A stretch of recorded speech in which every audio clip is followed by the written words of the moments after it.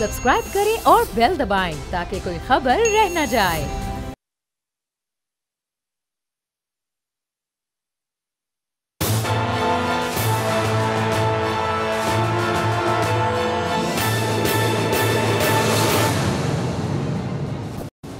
अस्सलाम वालेकुम नाज़रीन, मैं हूं आपका मेज़बान समी इब्राहिम और आप देख रहे हैं प्रोग्राम तज्ज़िया।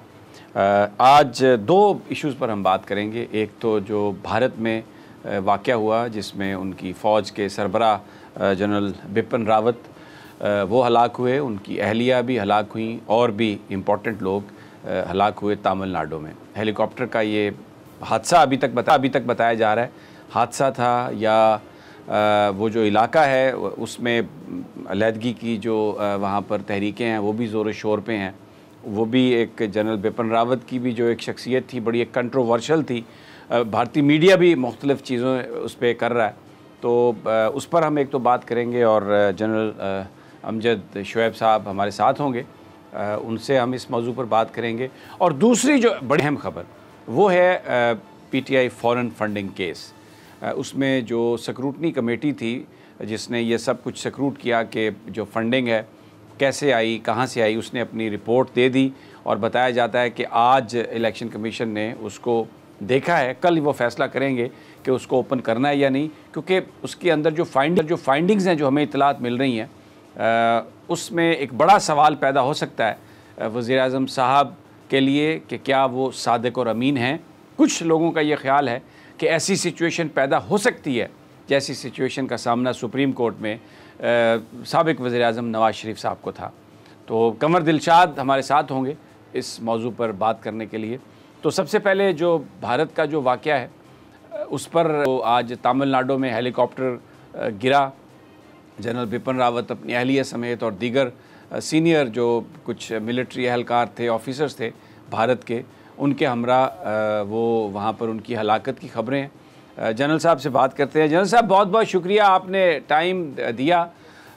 ये आप इसको किस तरह से देखते हैं, क्योंकि मैं भारतीय मीडिया को देख रहा था तो वहाँ पर यह खबरें भी चल रही हैं कि उनके इंटरनल जो थे अपने बड़े इख्तलाफात थे, एयर चीफ से भी इख्तलाफ था, जो फ़ौज के जो उनके सरबराह हैं उनसे भी इख्तलाफ था, और समझा जाता था कि ये जो मोदी हैं उनके हैंड पिक्ड हैं और इनको एक political chief of defence staff कहा जाता था।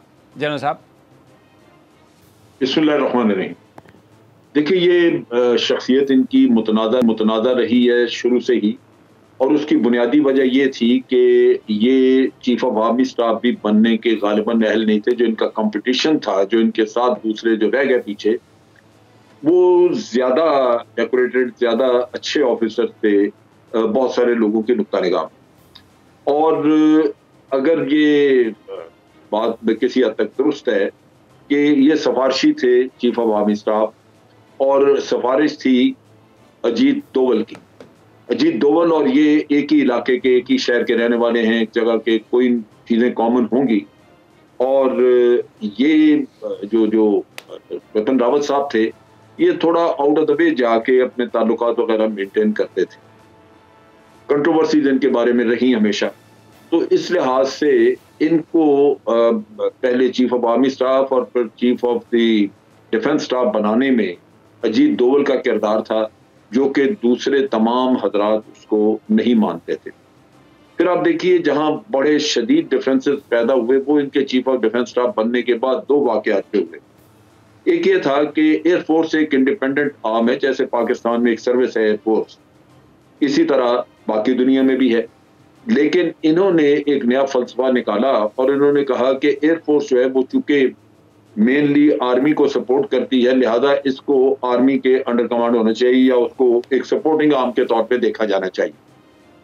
ये बड़ा अजीबोगरीब थी इनका मंतक, जो कि एयर चीफ को डेफिनेटली ये तकलीफ दे था, वो उनको काबिल कबूल नहीं था और हो भी नहीं सकता था, क्योंकि ये तमाम प्रिंसिपल्स के खिलाफ एक फैसला था। उनका आर्मी को एयरफोर्स का सपोर्ट देना, क्लोज सपोर्ट देना, वो उनका एक काम। उनका काम नेवी को भी जाके सपोर्ट देना है। उसके अलावा उनका एयर सुपीरियरिटी हासिल करना उनका अपना इंडिपेंडेंट काम। वो स्ट्रेटजिक एक्शन भी ले सकते हैं, जहां पे वो स्ट्रेटजिक टारगेट्स को जाके एंगेज करते हैं जिनका डायरेक्टली आर्मी से वास्ता नहीं होता। तो उस लिहाज से वो एक इंडिपेंडेंट सर्विस के तौर पे फिर उनकी कोई चीज़ मिलती नहीं है, ट्रेनिंग उन्होंने करनी है, जिस तरह की एक्सरसाइज करनी है, वो एयरफोर्स के लोग ही उसको बेहतर समझते हैं। तो इस लिहाज से ये बड़ी एक शदीद मुखालफत थी एयरफोर्स की। और कहा जाता है कि ये जो हेलीकॉप्टर इस्तेमाल हुआ ये भी एयरफोर्स का था, उसमें शकूक व शुबात बनते हैं। दूसरी तरफ आर्मी के साथ भी मसला हुआ।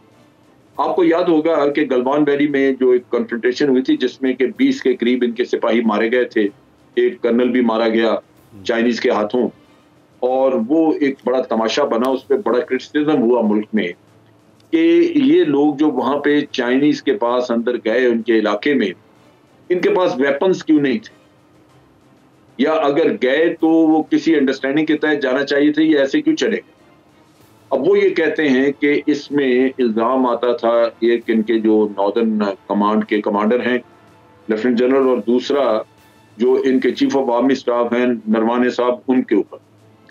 वो ये कहते हैं कि इन्होंने सिचुएशन को ठीक नहीं समझा और इन्होंने अपने लोगों को इजाज़त दे दी, चला दिया, जिसके नतीजे में जग हसाई हुई पूरी दुनिया में। हमारे 20 लोग मारे गए, उसमें कर्नल साहब भी मारे गए, और जो लोग जख्मी थे वो बुरे हाल में थे, वो बेचारे दरिया में छलांगे लगा के वहां से जान बचा के भागे। तो इस पे भी ये जो चीफ ऑफ डिफेंस स्टाफ हैं बिपिन रावत साहब, इन्होंने हुकूमत को रिकमेंड किया हुआ था कि इन दोनों हजरात को सर्विस से, नौकरी से निकाल दिया जाए, नरवाने साहब को भी, नरावने साहब को भी, और उसको भी जो इनके कोर कमांडर थे या नॉर्दर्न कमांड के कमांडर थे। तो ये वो चीज़ है जहाँ पे बहुत बड़े इख्तलाफात, आप कह लीजिए कि एक तरफ तो सारा मलबा उन दो कमांडरों पे, आर्मी चीफ और दूसरे पे डाल दिया, दूसरी तरफ जो रह गया था एयरफोर्स, उसको कहा जी ये सबॉर्डिनेट कर दी जाए इसको आर्मी के। तो मेरा ख्याल है कि किसी को भी बिपिन रावत कबूल नहीं थे, और ये सारी चीज़ें पैदा भी इसी वजह से हुई, ये सारे इशूज निकले भी इसी वजह से कि वो एक कॉम्पिटेंट आदमी नहीं थे। वो अदरवाइज जूनियर लेवल पे बड़े अच्छे ऑफिसर थे, उनका अपना रिकॉर्ड मिलिट्री एकेडमी का या बाद का बड़ा अच्छा है, लेकिन हर आदमी जनरल मटेरियल नहीं होता। जनरल लेवल पे आके आपको फिजिकल स्ट्रेंथ से ज्यादा आपकी अपनी मेंटल कैपेबिलिटीज की जरूरत होती है, जहां आप डिसीजन मेकिंग कर सकें, और वो भी डिसीजन मेकिंग जहां रिस्क फैक्टर को कवर करते हुए आप अपनी ट्रुप्स को विक्ट्री की तरफ लेके जाए, ना कि डिजास्टर की तरफ लेके। तो इन कैपेबिलिटीज में वो लाजमन इस सहल नहीं थे कि उनको इतना बड़ा रुतबा दिया जाता। अच्छा जनरल साहब, पाकिस्तान के साथ जो सर्जिकल स्ट्राइक्स का एक ड्रामा रचाया जाता था, एक झूठ बोला जाता था भारत की तरफ से अपने फ़ौजियों का, शायद उनको मोरल बूस्ट करने के लिए या अपनी आवाम को धोखा देने के लिए, ये बताने के लिए कि हमने पाकिस्तान को कोई नुकसान पहुंचाया, हालांकि कोई उसका वो सबूत भी नहीं होता था, सब कुछ झूठ पर मबनी था। उसमें भी जो बिपिन रावत थे, वो उनका जो किरदार था वो एक बहुत मरकज़ी था। देखिए वो यूं था कि ये झूठ बोलना जो है ये दर हकीकत ये रिक्वायरमेंट थी मोदी की अपनी पॉलिटिकल आप कह लीजिए कि कैरियर को बचाने के लिए, क्योंकि मोदी ने अपना सारा पॉलिटिकल कैरियर जो वो बिल्ड किया था एंटी पाकिस्तान नैरेटिव्स के ऊपर और मुसलमानों के खिलाफ, कि ये यहाँ पे हिंदुत्व जैसे आप देखते हैं उसके ऊपर। अब जो पाकिस्तान के खिलाफ उनका था वो ये था कि इलेक्शन से पहले भी मोदी ने बार बार ये कहा था कि ये कांग्रेस का जो डीलिंग्स हैं पाकिस्तान के साथ वो बड़ी नरम है, और जब मैं हुकूमत में आऊंगा तो मैं पाकिस्तान को उसी जबान में जवाब दूंगा जो वो समझते। अब ये वो चीज थी जो कि अवाम के अंदर एक तवक्कुआत पैदा कर देती है, जैसे अभी उड़ी का वाकया हुआ या पठानकोट का वाकया हुआ, तो उनकी पब्लिक की तरफ से बेपनाह प्रेशर था कि ये काम अगर पाकिस्तान ने किया, जो भारत कह रहा है कि पाकिस्तान ने कराया है, नॉट रियलाइजिंग कि ये फॉल्स फ्लैग ऑपरेशन थे। अब वो पाकिस्तान पे इल्जाम लगा के तो फंस गए कि भाई पाकिस्तान ने अगर किया है तो फिर आपने पाकिस्तान के खिलाफ क्या किया। अब ये वो चीज थी जिस पे आके फिर झूठ कहानी बनाने का उनको जरूरत पड़ी, जिसमें बिपिन रावत से ज्यादा कोई उनको सूट नहीं करता था, क्योंकि वो उनकी पॉलिटिकल ख्वाहिशात के मुताबिक काम कर रहा था।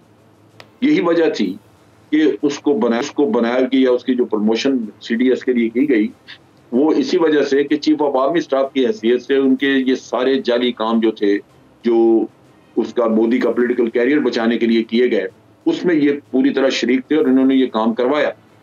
तो ये एक नेक्सस कह लीजिए कि मिलिट्री लीडरशिप और पॉलिटिकल लीडरशिप का नेक्सस था, जहां मिलिट्री लीडरशिप अपनी प्रमोशन, अपनी तरक्की के लिए फायदा उठा रही थी और पॉलिटिकल लीडर अपने पॉलिटिकल कैरियर को बचाने के लिए फायदा उठा रहे थे।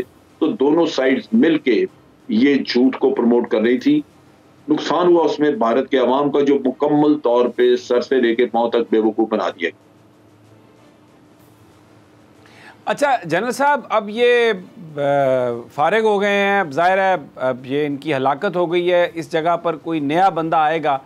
जो मोदी की पॉलिसीज़ हैं, अजीत डोवल की जो पॉलिसीज़ हैं, जिसमें कश्मीर है, हमसायों के साथ एक हॉस्टिलिटी है, उसके लिए डेफिनेटली फिर इनको वैसा ही बंदा चाहिए होगा जैसा बिपिन रावत इनके लिए काम कर रहा था। तो आप समझते हैं कि बिल्कुल ऐसा कोई रिप्लेसमेंट अवेलेबल होगा? देखिए, जब भी आप मेरिट से हटके किसी को प्रमोट करेंगे या लेके आएंगे, तो वो भी दिल से जान रहा होता है अंदर से कि ये उसके साथ एक मेहरबानी की गई है, फेवर की गई है, और वो शायद बाद में बहुत अच्छा डिलीवर भी ना कर सके। लिहाजा वो तावन करना ही अपने लिए आफियत समझेगा और समझेगा कि ये उसकी बका का रास्ता यही है कि वो इनके साथ तावन करे। लिहाजा ये चीजें जो है ये प्रमोट करने से या अपॉइंट करने से पहले देख ली जाएंगी। ये ऐसे नहीं होगा कि कोई बड़ा आउटस्पोकन और बड़ा अपराइट किस्म का आदमी, वो सूट ही नहीं करता आपको, तो आप उसको प्रमोट करके उसके बाद उसको मिन्नत समाजत करेंगे, ये करो, वो नहीं करे। तो ये प्रमोट करने से पहले ये सारे चीजें देख ली जाएंगी, और जो भी आएगा वो लाजमन इनको पूरी तरह सपोर्ट करेगा, इनके झूठ और हर तरह की चीज में इनका साथ देगा। अच्छा, जिस इलाके में ये एक्सीडेंट हुआ है, जिसे अभी तक एक्सीडेंट कहा जा रहा है, वो नागालैंड नज़दीक है, तमिलनाडु में ये हुआ है। वहाँ पर अलहदगी की तहरीकें हैं, भारतीय फ़ौज के ख़िलाफ़ बड़ी नफ़रत है। अभी नागालैंड में 5-6 दिन पहले 13 शहरियों की हलाकत भी हुई, उसमें भी बिपिन रावत का नाम आया। तो आपने वो देखा सारा एक्सीडेंट का सीन, मैंने भी फुटेजेस देखी हैं, बहुत आग लगी हुई थी, हेलीकॉप्टर पूरी तरह जला हुआ था। आपको लगता है कि ये कोई सिर्फ एक क्रैश है या कोई ऐसी पॉसिबिलिटी आप समझते हैं, या आपकी किसी कुछ लोगों से बात हुई हो जो चीज़ों को मॉनिटर कर रहे हैं, कि ये कोई इस बात की भी पॉसिबिलिटी है कि ये कोई हमला हुआ हो, कोई मिसाइल मारा गया हो, कोई फायर किया गया हो, जिसके नतीजे में ये क्रैश हुआ? ये पॉसिबिलिटी है, लेकिन उससे ज़्यादा पॉसिबिलिटी ये है कि जो इनके आपस के इख्तलाफात थे, उनको हो सकता है कि किसी ने उन इख्तलाफात से जान छुड़ाने के लिए कोई अंदर खानी काम किया हो, क्योंकि वो भी बड़ा मुश्किल होता है। आपको याद होगा कि जब जाओ का जब क्रैश हुआ था, तो उसके बाद कई थ्योरी सामने आई, और एक चीज़ वाज़ेह है कि वो कोई नेचुरल इशू नहीं था, क्योंकि जब ये प्रेसिडेंट ने सफ़र करना होता है, या चीफ ऑफ आर्मी स्टाफ या चीफ ऑफ डिफेंस स्टाफ, तो हेलीकॉप्टर्स हों या जहाज, उनका बहुत थॉरो चेक होता है।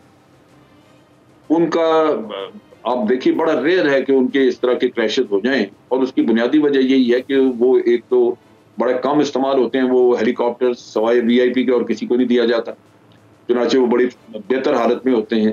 दूसरा ये है कि उनका फ्लाई करने से पहले बड़ा अच्छी तरह चेक किया जाता है, बड़ा डिटेल्ड और बड़ा तफसीली। सो उसमें बड़ा कम ये रह जाते हैं, अगर आप कहें कि जनाब को टेक्निकल फेलियर है, तो वो उसके चांसेस सारे 1-2% होते हैं। 99% जो है वो मेरे नुक्ता निगाह से वो उसमें कोई ना कोई हेरा फेरी को सैबोटाज या कोई ग्राउंड एक्शन मौजूद होगा।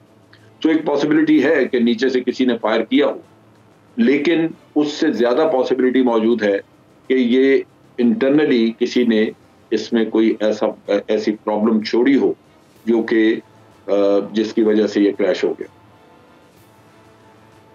अच्छा, एक और मैं ये भारतीय मीडिया को ही मैं देख रहा था, बहुत सारी चीज़ें उसमें लिखी जा रही हैं, जो पर्सनल यानी जो इख्तलाफात जिनका आपने जिक्र किया, आर्मी चीफ से भी उनके इश्यूज़ थे, एयर चीफ से भी इश्यूज़ थे, क्योंकि वो उनकी जो इस वक्त जो कंपोजिशन है उसके बारे में मुख्तलिफ उनकी बातें थी। लेकिन भारतीय फ़ौज में हम देखते हैं ऑडियोज़ वीडियोज़ उनकी चल रही हैं, ख़ुदकुशी का रुझान भी है। कश्मीर में इतने अरसे से वहाँ पर फ़ौज है, वो भी बड़े सख्त तनाव का शिकार है। तो ये जो इनके आपस के इख्तलाफात हैं, क्या हम उसको इस तरह से भी इंटरप्रेट कर सकते हैं कि मोदी की जो पॉलिसीज़ हैं, ये अपने मुल्क के अंदर फायरिंग करने की, तहरीकों को दबाने की, कश्मीर के अंदर जुल्म सितम, पंजाब के अंदर जो कुछ हुआ, बिपिन रावत क्योंकि मोदी के साथी तस्वुर किए जाते थे, तो ये भी हम इंटरप्रेट कर सकते हैं कि जो मोदी की पॉलिसीज़ हैं ये बेसिकली उसमें एक बहुत बड़ी इनकी अहमियत थी, तो ये भी एक फैक्टर हो सकता है कि इनकी जो हलाकत हुई है। देखिए मोदी की पॉलिसी से कोई किसी को, मेरा नहीं ख्याल भारत में कोई खास बड़ा इख्तलाफ है कि ये कोई समझा जाए कि चूंकि ये मोदी का साथ निभा रहे थे तो इसलिए इनसे किसी ने जान छुड़ाने का सोचा हो। ये फैक्टर नहीं है ज्यादा मेरे नुक्ता निगाह से। उसकी बुनियादी वजह ये है कि मोदी ने अपना कैरियर बिल्डअप किया है मेजोरिटेरियनिज्म पे, यानी हिंदू मेजोरिटी पे, और हिंदू मेजोरिटी ही इनकी फोर्सेस में मौजूद है जो सब इस चीज को सपोर्ट कर रहे हैं। कोई इस पे हिंदू साइड पे कभी किसी ने इख्तलाफ नहीं किया। आप सोचिए कि हमारे यहाँ ये सियालकोट का एक वाकया हुआ तो पूरा मुल्क जो है वो सरापा एहतजाज है इस पे। कोई किसी ऑपोजिशन या किसी भी पार्टी में कोई इख्तलाफ राय नहीं है, यकजबान इस चीज को कंडेम कर रहे हैं। भारत में तो कई सैकड़ों के हिसाब से लिंचिंग्स हो चुकी हैं मुसलमानों की, उसमें खास तौर पे गौ रक्षा के नाम पे। कभी ना अदालत से आपने सुना, अदालतों से सजाएं नहीं मिलती, ना पुलिस ने कभी कोई तहकीकात उनकी सही की, और ना ही आर्मी में कभी किसी ने ये बयान दिया, उनके रिटायर्ड लोगों में भी, कि ये नहीं होना चाहिए। नतीजा ये है कि वहां पे यूं लगता है कि इस मामले में इत्तफाक राय है हिंदुत्व के मामले में, और मुसलमानों को मार्जिनलाइज करना वहां पे या कश्मीरियों को दबाना मारना, इस पे कोई किसी को मलाल नहीं है, किसी को दुख नहीं है। तमाम हिंदू जो हैं वो इस पे मुत्तफिक हैं। लिहाजा ये जो पाया तकमील पे पहुंचा रहे थे, अगर काम उसमें मावनत कर रहे थे मोदी की पॉलिसीज में, तो दर हकीकत ये जो मेजॉरिटी व्यू है उस मुल्क का उसको सपोर्ट कर रहे थे। लिहाजा वो मेजॉरिटी व्यू होने की वजह से, जो कि आर्म फोर्सेज में भी 99% तो यही लोग हैं, तो उसकी वजह से कोई इनको डिफिकल्टी नहीं आ सकती थी।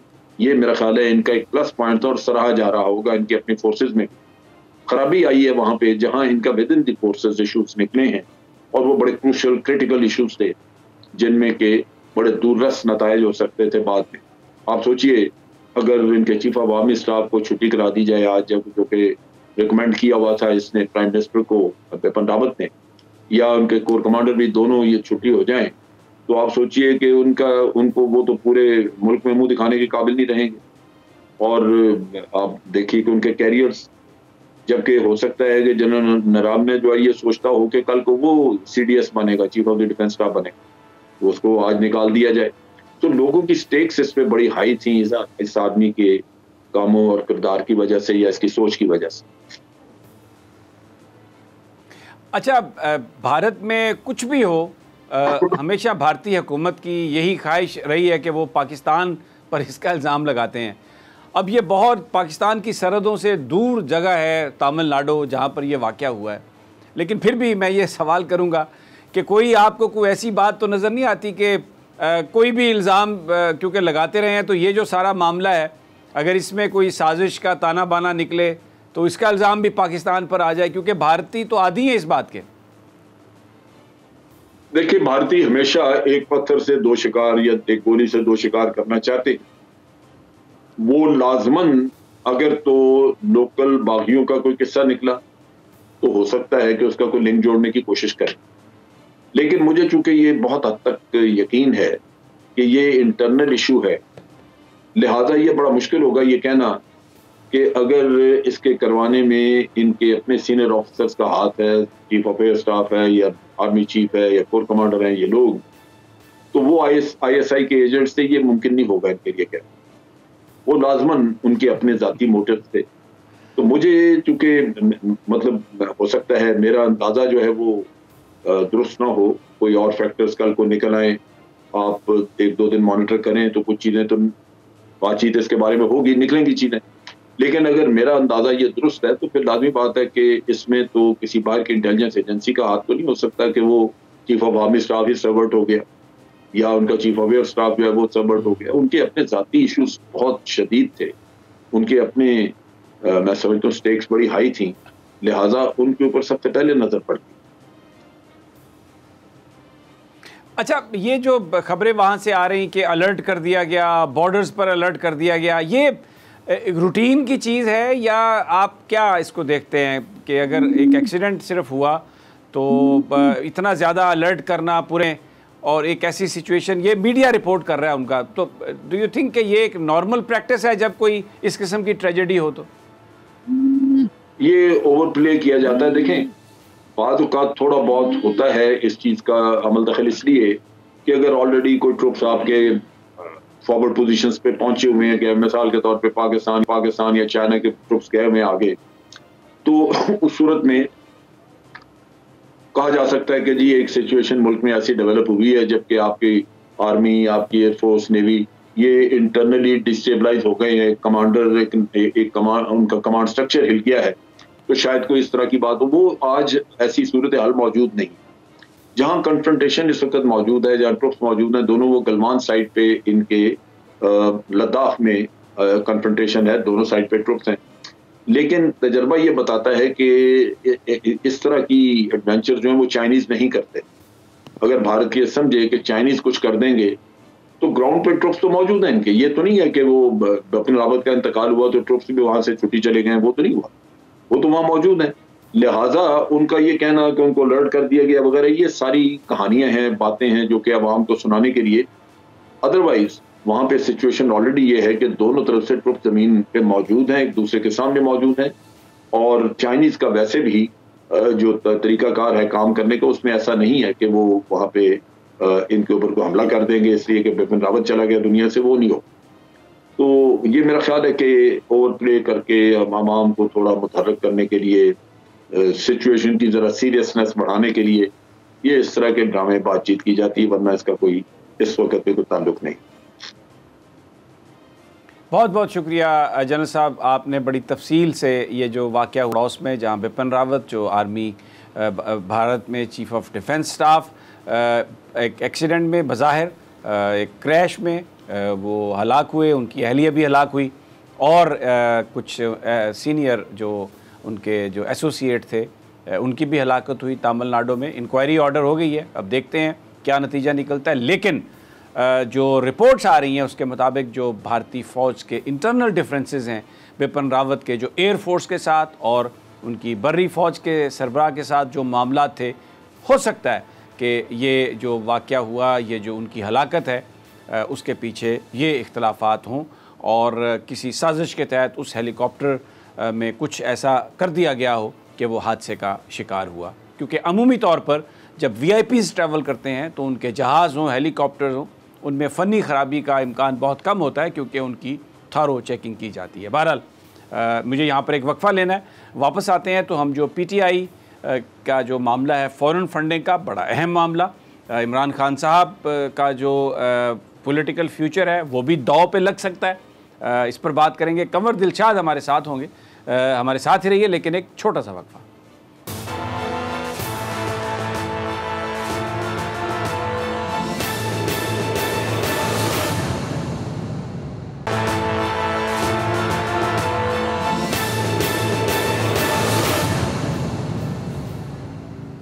वेलकम बैक नाजरीन। तज्जिया में अब हम बात करेंगे जो स्क्रूटनी कमेटी की रिपोर्ट थी पीटीआई फॉरेन फंडिंग में, वो इलेक्शन कमीशन को सबमिट कर दी गई और बताया जाता है कि आज उसका रिपोर्ट का मुताला भी किया गया, उसको देखा भी गया। अब इतलात ये हैं कि इसका फ़ैसला कल हो सकता है कि क्या इस रिपोर्ट को पब्लिक किया जाए या पब्लिक ना किया जाए। बड़े अहम उसमें सवालात थे और बहुत सारे जो लोग इस मुकदमे से जो वाकिफ़ हैं, इन तहकीकात से वाकिफ़ हैं, उनसे जब हमारी बात हुई तो उन्होंने ये कहा कि एक सवाल ज़रूर खड़ा हो सकता है, अगर इस रिपोर्ट में कुछ ऐसा है कि फ़ंडिंग जो है वो इल्लीगल है, तो फिर वज़ीर आज़म इमरान खान जो पीटीआई के सरबराह भी हैं, उनके सादिक और अमीन होने के हवाले से यकीनन एक सवाल उठ सकता है और इसमें यह मुमकिन है कि फिर दोबारा सुप्रीम कोर्ट ऑफ पाकिस्तान के सामने एक ऐसी सिचुएशन आ जाए और एक ऐसी ही सूरत हाल इमरान खान साहब को फेस करना पड़े जो नवाज़ शरीफ साहब को पनामा पेपर्स केस में जिसका सामना था। कंवर दिलशाद साहब हमारे साथ हैं, इलेक्शन कमीशन के मामलात को उनसे बेहतर कोई नहीं जानता। बड़ा भरपूर उन्होंने कैरियर गुजारा है और इलेक्शन के मामलात को और इलेक्शन लॉज को समझते हैं, तो वो आज हमारे साथ हैं। कंवर साहब, बहुत बहुत शुक्रिया आपने हमें ज्वाइन किया। ये बयान फरमाइए, ये जो स्क्रूटनी कमेटी वाला मामला और पीटीआई फॉरेन फंडिंग तहकीकात हैं, इसमें कुछ लोगों का ख्याल है कि इमरान खान साहब के लिए एक सिचुएशन क्रिएट हो सकती है अगर कमेटी ने ये एस्टेब्लिश किया कि इसमें कुछ इल्लीगल फंडिंग हुई है। जनाब कंवर साहब। बिस्मिल्लाहिर्रहमानिर्रहीम। जनाब, खतरात की घंटी तो आपने अपने तवारफी रिमार्क्स में पेश कर दिए हैं।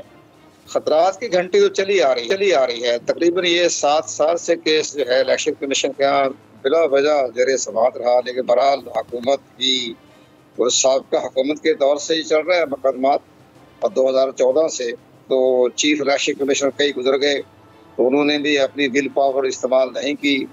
इसके बाद चीफ जस्टिस पाकिस्तान साकिब निसार ने भी लॉलीपॉप के तहत एक स्क्रूटनी कमेटी मुकर्रर करके इलेक्शन कमीशन के 2-2.5 साल ज़ाया करवा दिए।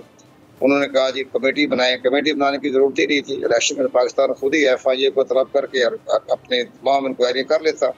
इसके साथ साथ उन्होंने बाकी में जब देखा कि तहरीक इंसाफ ने कि हमारे साथ कुछ जद आने के इम्कानात है, तो उन्होंने भी 3-4 साल बाद हाई कोर्ट के जरिए सिद्ध हाई कोर्ट के जरिए बाकायदा स्टे लेते रहे, तो 3-4 साल उसमें ज़ाया हो गए। आखिर कोई ना कोई बात तो ऐसी है ना बादी नज़र में कि जाकर इसके अंदर कोई साफ सुथरा मामला होता तो ये 7 साल क्यों ज़ाया होते। इलेक्शन कमीशन पाकिस्तान के भी तमाम सिविल सोसाइटी भी गौर से देख रही है। तो हमारा पॉइंट ऑफ व्यू ये है कि अगर हमारे जो स्क्रूटनी कमेटी में कोई दमखम है, उन्होंने कानून को मद्देनजर रखा है और तमाम रिकॉर्ड देखे हैं, स्टेट बैंक के रिकॉर्ड देखे हैं, तमाम मामलात को गौर व फौज के साथ कोई फैसला उन्होंने किया है, तो फिर इलेक्शन कमीशन पाकिस्तान अभी तो बहरहाल इन कैमरा मीटिंग हो रही है उनकी, और चंद रोज़ के बाद इसको पब्लिक करेंगे, फिर हियरिंग होगी, बाकायदा समाअत होगी और दोनों पार्टियां जो हैं वो तलब की जाएंगी। तो दोनों पार्टी का मतलब है कि तहरीक इंसाफ और अकबर बाबर वो पेश होंगे जिन्होंने बाकायदा इनिशिएट किया है, तो वहाँ दोनों के वकला की बहस होगी। तो इसके बाद ये जो है फैसला इलेक्शन पाकिस्तान करेगा। अभी ये फैसला होते होते भी दिसंबर का दूसरा हफ्ता गुजर जाएगा, क्योंकि बड़ी अहम बात है। जब समाअत होगी तो फिर हुकूमत के वकला कभी आएंगे, कभी नहीं जाएंगे, कभी बहाना करेंगे, कभी कुछ करेंगे, तो इस तरह से ये मामला 15-20 दिसंबर से गुजर जाएगा। अब तमाम अगर मुश्किलात की कड़ियाँ ख़त्म हो जाती हैं और तो फिर अगर इलेक्शन कमीशन पाकिस्तान ये महसूस करता है कि इसमें फॉरेन फंडिंग में जो हमारा इलेक्शन एक्ट 2017 का जो सेक्शन 210 है उसमें ये लिखा हुआ है कि एक ऐसी पार्टी जो अपना पॉलिटिकल फंड जमा करवाती है, पार्टी फंड जमा करवाती है, ये साबित हो जाए कि ये ममनुआ, लफ्ज़ इस्तेमाल है ममनुआ तरीके से ये फंडिंग हासिल की गई है जो कि गैर कानूनी है, तो फिर इलेक्शन कमीशन ऑफ पाकिस्तान उस पार्टी का फंड जब्त करने के उसके पास अख्तियारात हैं आर्टिकल 210 के तहत। अब जनाब समी इब्राहिम साहब, अगर किसी पार्टी का फंड जब्त हो जाता है तो ममनुआ हो गया, इसका मतलब है कि वो गैर कानूनी था। जब एक किसी सियासी जमात का फंड गैर कानूनी की बना पर जब्त हो जाता है बहक़ सरकार, स्टेट बैंक ऑफ पाकिस्तान की तहवील में चला जाता है, उसमें लिखा भी है स्टेट बैंक ऑफ पाकिस्तान, तो फिर यहाँ इलेक्शन कमीशन पाकिस्तान के पास 2 इख्तियारात हैं। पहला इख्तियार इस्तेमाल करती है जनाब, ये एक बयान जारी कर देती है, स्टेटमेंट जारी कर, फैसला आ जाता है कि जनाब हमने इनका फंड जो है वो बहक़ सरकार जब्त कर लिया है, ये ममनुआ जो है ये बाकायदा फंडिंग साबित हो गई है। तो फिर इसके 2 पहलू आते हैं। पहला पहलू ये आ गया, फंड जब्त हो गए बहक़ सरकार। अब तहरीक इंसाफ के दोस्त कहते हैं जी कोई बात नहीं, फंड जब्त हो गया तो क्या फर्क पड़ गया, लेकिन नहीं जनाब, आगे देखें, आगे है आर्टिकल 212, वो है 215 में ये चला जाता है कि अगर किसी पार्टी का जो फंड जो सरकारी तौर पर जमा कराया जाता है इलेक्शन कमीशन पाकिस्तान की, हाँ, अगर वो इलेक्शन कमीशन पाकिस्तान उस फंड की तस्लीम ना करे और कोई इसके ममनुआ जो है फंडिंग को जब्त कर ले, तो फिर उस पार्टी का सिंबल वापस लेने के इख्तियारात इलेक्शन कमीशन पाकिस्तान के पास है। यहाँ इसके पास 2 इख्तियारात है। इलेक्शन कमीशन पाकिस्तान किसी पार्टी को कालदम करार नहीं दे सकता, उसके पास कोई इख्तियारात नहीं है, ना कालदम करार दे सकता है ना मअतल कर सकता है, लेकिन यहाँ उसके पास इख्तियारात हैं कि वो सिंबल जो है वो वापस ले सकता है। अब किसी सियासी जमात का सिंबल वापस ले गया तो उसके जो है मैंने MP तो शुक्र पे मार हो गए ना, खत्म हो गए, आज़ाद हो गए ना, फिर तो वो पार्टी के सिंबल से तो महरूम हो गए ना। तो फिर मुल्क के अंदर एक आईनी और कानूनी बुरहान पैदा होने के इम्कानात हो जाते हैं अगर किसी सियासी पार्टी का जो है सिंबल वापस ले लिया जाए। लेकिन यहाँ आर्टिकल 212 भी आता है। तो आर्टिकल 212 में ये अगर फैसला इसी तरह आ जाता है, बहक़ सरकार ज़ब्त हो जाता है ममनुआ तौर पर करार देने के बाद, तो वो पार्टी जो है वो सुप्रीम कोर्ट ऑफ पाकिस्तान में जाने की मिजाज है कि वो इलेक्शन कमीशन पाकिस्तान के फैसले के खिलाफ सुप्रीम कोर्ट जा सकती है। तो फिर ये वो जो पार्टी अफेक्टेड पार्टी होगी जिसके खिलाफ फैसला आएगा, हम नाम तो नहीं लेते, जिस पार्टी के खिलाफ फैसला आ जाए तो वो फिर वो सुप्रीम कोर्ट ऑफ पाकिस्तान में जाने का मिजाज है, हक है, तस्लीम है कानूनी तौर पर। अब अगर सुप्रीम कोर्ट ऑफ पाकिस्तान भी इलेक्शन कमीशन पाकिस्तान के इस पॉइंट ऑफ व्यू से ये जनाब ममनुआ जो है ये फंडिंग जब्त कर ली गई है, ये दुरुस्त की गई है और साथ साथ उन्होंने सिंबल वापस ले लिया, तो भी आर्टिकल 215 के तहत अगर वो भी सुप्रीम कोर्ट ऑफ पाकिस्तान भी इलेक्शन कमीशन पाकिस्तान के इस फैसले को तौसीह कर देता है, तो फिर इसके बड़े मज़मुरात हालात पैदा हो जाएंगे। ज़ाहिर है पाकिस्तान में एक सियासी बुरान पैदा होने के इम्कानात है। तमाम सियासी जमातें जो हैं वो ताबड़तोड़ हमला कर देगी जनाब ये कि अब जब पार्टी का फंड ही ममनुआ करार दे दिया गया तो उसको इक़्तिदार में रहने का क्या जवाब है। ये सारे मामले बड़े हैं, इतनी बड़ी विल पावर नजर नहीं आती कि इलेक्शन के पास इतनी बड़ी विल पावर इस्तेमाल कमर दिलशाद साहब, ये आपने बड़ी तफसील से बात बताई, लेकिन मैं आपका एक और नुक्ते पर आपका चाहता हूँ अब पॉइंट ऑफ व्यू। 2017 से पहले ये था कि जब ऑडिट जमा होता था इलेक्शन कमीशन में तो हर पार्टी के सरबराह को एक एफिडेविट देना पड़ता है कि उसके दस्तखतों से वो आता था कि इसमें कोई ममनुआ फंडिंग नहीं है। और ये जो इतराज़ है जिसकी इन्वेस्टिगेशन हुई है ये 2013-14 के बीच में फ़ंडिंग है और ये बताया जाता है कि ये फ़ंडिंग वो है जो किसी कंपनी के अकाउंट से आई, किसी ऑफशोर कंपनी के अकाउंट से आई और कानून इलेक्शन एक्ट के लिहाज से वो ममनुआ समझी जाती है। लेकिन इसके नीचे एक एफिडेविट है बतौर तहरीक इंसाफ के सरबराह इमरान खान साहब का कि इसमें एफिडेविट ये है कि इसमें कोई ममनुआ फंडिंग नहीं है। बहुत सारे लोगों का ये ख्याल है कि अगर वो ममनुआ फंडिंग एस्टेब्लिश हो जाती है तो वो एफिडेविट जो है वो गलत हो जाएगा। तो अगर एफिडेविट गलत है तो कोई भी पार्टी जो है जा सकती है सुप्रीम कोर्ट ऑफ पाकिस्तान में कि अगर एफिडेविट गलत है तो वो सादिक और अमीन नहीं रहे। आप क्या समझते हैं इस सूरत हाल पर, आपका क्या पॉइंट ऑफ व्यू है? जनाब बड़ी अहम बात आपने कही है। ये जो आपने जो रेफरेंस दिया है ये है पॉलिटिकल पार्टी ऑर्डर 2002 का सेक्शन जो है वो 202 था उस जमाने के हिसाब से। जब इन्होंने एक्ट 2017 बनाया उसमें एफिडेविट का निकाल दिया, उसमें सिर्फ ये कहा कि मैं तस्दीक करता हूँ कि जो मैंने ये जो आपने पार्टी के असासे जमा कराए हैं ये मेरे इल्म के मुताबिक दुरुस्त हैं।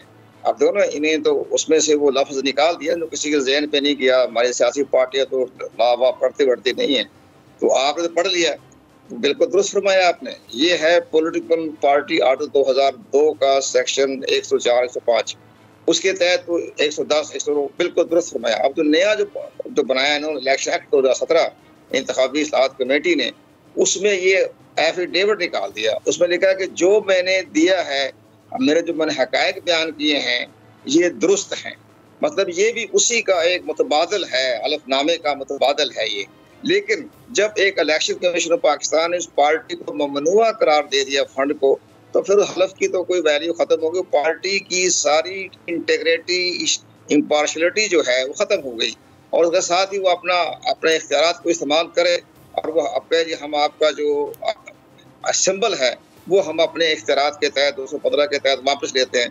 तो पार्टी कहाँ खड़ी है? पार्टी तो हवा में खड़ी हो गई, तहलील हो गई, पार्टी खत्म हो गई, सारे मेंबर। अच्छा, मैं यहाँ पर मुझे ब्रेक लेनी है कमर साहब, मैं ब्रेक लेनी है, बड़ी इंपॉर्टेंट ये बात है। वापस आते हैं तो इस पर बात करते हैं कि ये क्या सिचुएशन वैसी नहीं है जैसी नवाज शरीफ साहब के लिए थी। एक नॉन डिक्लेयर उन्होंने जो असासे थे वो छुपाए थे, जबकि एफिडेविट मौजूद था कि हर चीज़ मैंने जमा करा दी है, लेकिन उनमें उसका जिक्र नहीं था। तो यहाँ पर अगर एफिडेविट ये है कि कोई ममनुआ फंडिंग नहीं है, लेकिन अगर ये साबित हो जाए कि फंडिंग ममनुआ थी तो फिर क्या वो सादिक और अमीन रहते हैं? इस पर मैं बात मजीद करना चाहता हूँ, लेकिन एक छोटे से वक्फे के बाद।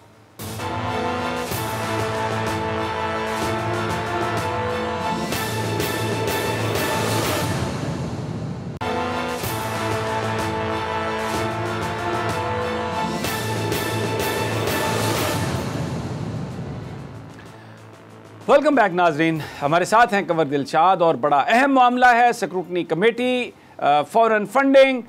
कंवर दिलशाद साहब, मैंने कुछ वकला से बात की है, वो कहते हैं जनाब ये बिल्कुल वैसी ही सिचुएशन हो जाएगी जो नवाज शरीफ साहब के लिए थी। सुप्रीम कोर्ट ऑफ पाकिस्तान ये फैसला कर चुकी है सदाकत और अमानत के हवाले से, और ये जो सारी सूरत हाल है, जब एफिडेविट आपने गलत दे दिया, जब एफिडेविट साबित हो गया कि गलत है, क्योंकि फंडिंग जो है वो ममनुआ है, और ममनुआ इसलिए लोग समझ रहे हैं कि ये एक ऑफशोर कंपनी से फंडिंग की गई है। और जो आज मेरी बात हुई, जिन्होंने रिपोर्ट देखी है इलेक्शन कमीशन के ज़राए, अगर ये इन कैमरा सेशन है इसमें कोई शक नहीं, लेकिन मेरी जिन लोगों से बात हुई है उन्होंने एक ऑफशोर कंपनी का जिक्र किया है, और भी बहुत सारी इन्फॉर्मेशन है जो मैं अभी I am holding it, because हमारा मकसद कोई इस तरह की सनसनी पैदा करना नहीं है। लेकिन एक बड़ा सवाल खड़ा होगा कि अगर इमरान खान साहब ने एफिडेविट दिया 2013, 14, 15 में उस एक्ट के तहत बतौर सरबराह तहरीक इंसाफ के इसमें कोई ममनुआ फंडिंग नहीं है, मैं ये एफिडेविट देता हूँ, और वो एफिडेविट गलत साबित होता है, तो फिर इसका मतलब है कि वो सादिक और अमीन तो नहीं रहे। जनाब कंवर दिलशाद साहब, आप बताइए इलेक्शन कमीशन और इलेक्शन एक्ट क्या कहेगा? इलेक्शन कमीशन ऑफ पाकिस्तान ने वो सादिक अमीन को तो नहीं जाना। इलेक्शन कमीशन पाकिस्तान तो अपना कहेगा जनाब ये फंडिंग आई है, वो फंडिंग जो है बेपनाह आई है, कोई मिडिल ईस्ट की तरफ से भी है, कोई बाकी ममालिक की तरफ से भी है, कोई ऐसी शख्सियात भी हैं जो आजकल कहीं ना कहीं अमेरिका की, बरतानिया की जेल में भी हैं, तो वो सारे उनकी तरफ से भी शकों को शबात पैदा हुए हैं। आपके पास सारी इंफॉर्मेशन है कंवर साहब, आप सब कुछ जानते हैं, जो मैं नहीं कहना चाहता था आपने कह दिया। नहीं, मैंने भी सुना ही है, मैंने वो ज़ाहिर है कि अखबार जो बात अर्ज किया, मैंने ये डाल अखबार में ही पढ़ी थी, लेकिन सारी चीज़ें जो हैं हमारी तो मफरूज़ा ही हैं ना, हम तो बड़ा एहतराम करते हैं प्राइम मिनिस्टर साहब का, आप भी करते हैं, हम भी करते हैं। तो वो मामला तो ये होता है कि प्राइम मिनिस्टर साहब को सही हक़ाइक़ नहीं है। मैं आपको ये बताऊँ एक सलीम इब्राहिम साहब, प्राइम मिनिस्टर साहब को 7 साल से गुमराह किया जा रहा है उनके एडवाइजरों ने, उनके जो आईनी और कानूनी माहिरीन थे, उन्होंने सही हालात नहीं बताए।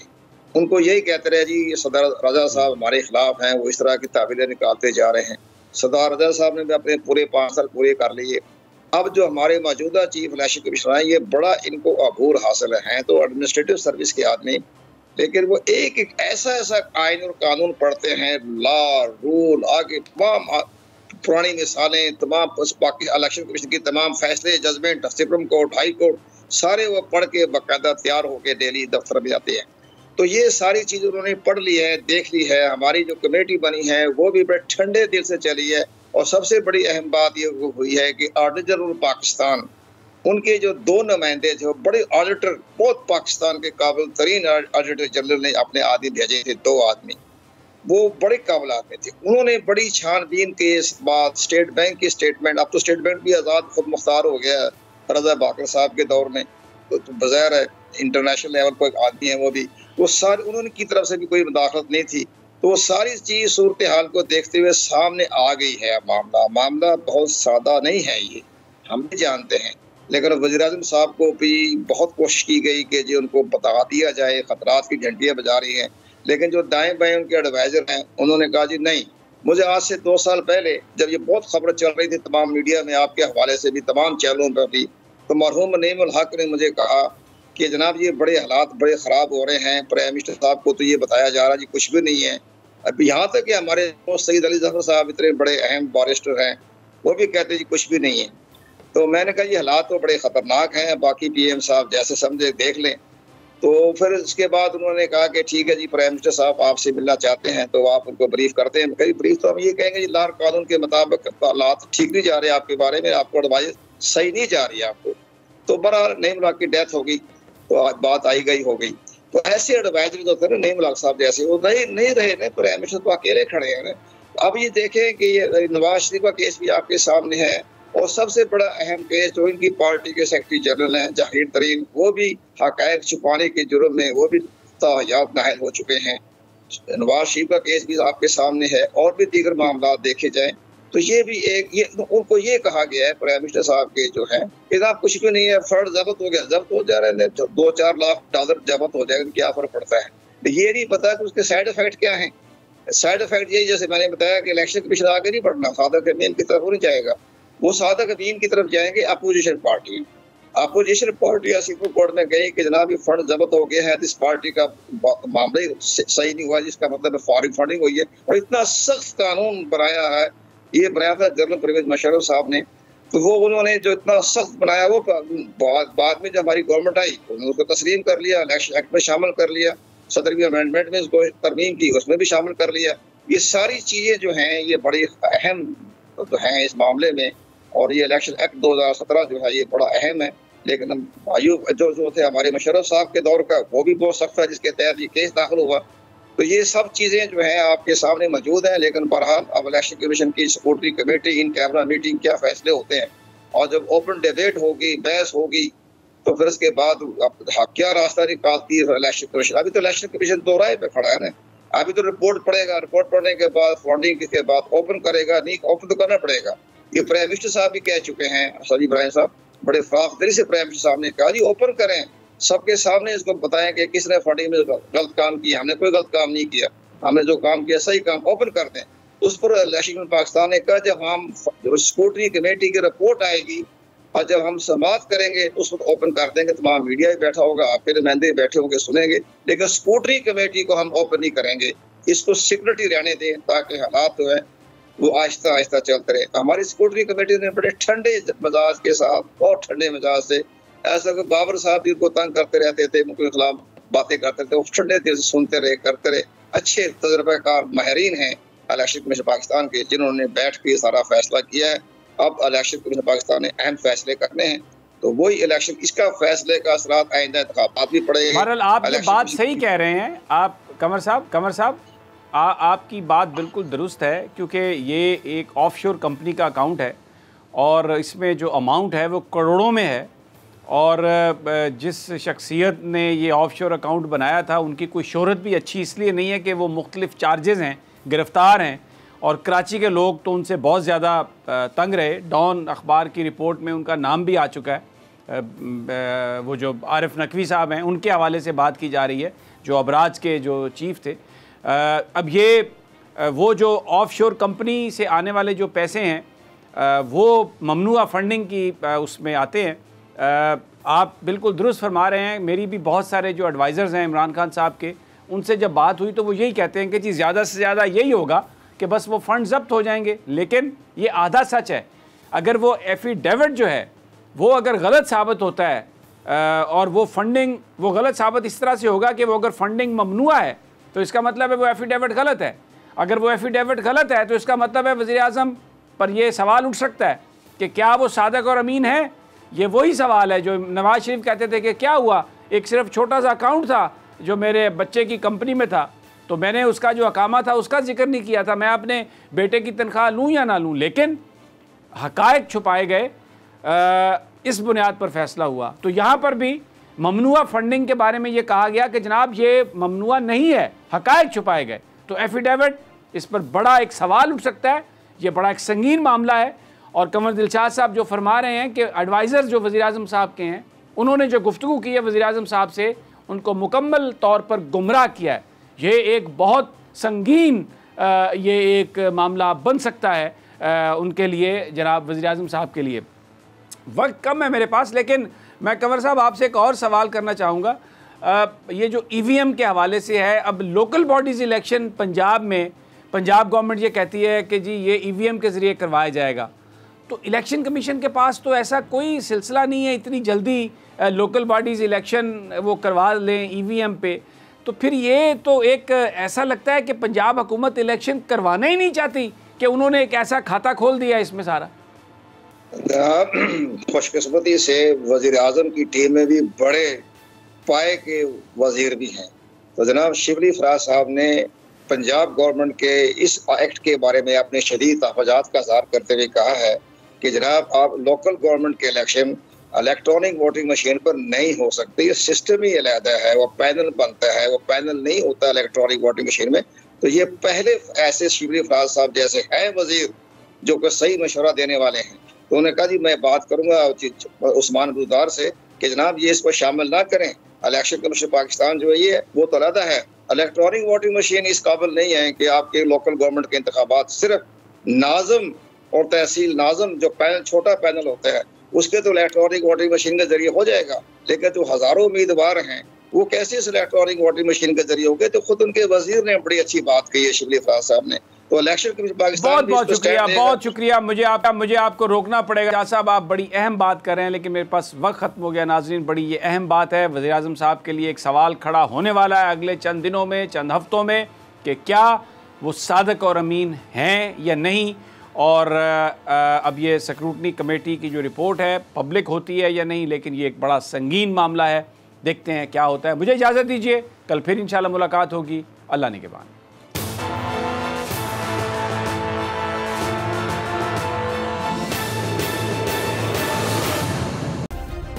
सब्सक्राइब करें और बेल दबाएं ताकि कोई खबर रह न जाए।